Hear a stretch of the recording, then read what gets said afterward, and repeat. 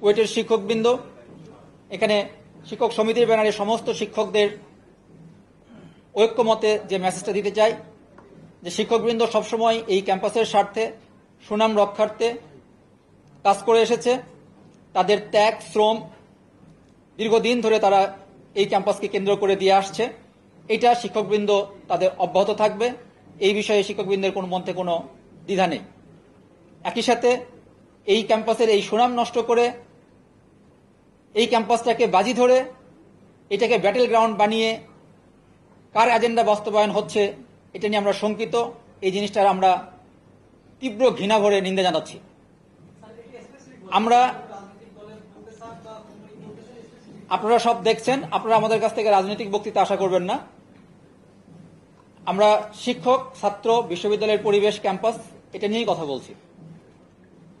তারপরে এই সব ঘটনার সাথে যারা জড়িত, ছাত্রদের আরেকটা দাবি যেটা এখনো পুরোপুরি বাস্তবায়ন করা হয়নি, যে এই ঘটনাগুলোর সাথে জড়িত দোষী যারা, এই দোষীদের বিচার করতে হবে। এর সাথেও আমাদের একাত্মতা শুরু থেকেই ছিল, আমরা এর সাথে একাত্মতা ঘোষণা করছি এবং এই দাবি বাস্তবায়নের জন্য আমাদের দৃঢ় অবস্থান বহাল থাকবে।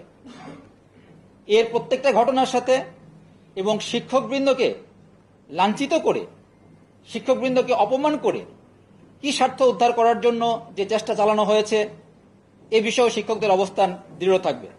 এর প্রত্যেকটা ঘটনার বিচার না হওয়া পর্যন্ত শিক্ষকবৃন্দ তাদের অবস্থান থেকে নড়বে না এবং শিক্ষকবৃন্দ কোনো একাডেমিক কার্যক্রম প্রয়োজনে, একাডেমিক কার্য যেহেতু ডিসিপ্লিনারি কমিটি এখনো হয়নি, বাকি আছে, প্রয়োজন হলে শিক্ষকবৃন্দ সেই অবস্থান বজায় রেখেছে। এবং আমাদের যে দাবিগুলো, এই দাবিগুলোর সাথে আন্দোলনকারীদের এর সাথে কোনো সম্পর্ক নেই। এই কাজগুলো যারা করেছে তারা নৈরাজ্য সৃষ্টিকারী, তারা বিশৃঙ্খলা সৃষ্টিকারী। তাদের দাবি বিচারের জন্য এই দাবি ছাত্রদেরও, এই দাবি শিক্ষকদেরও।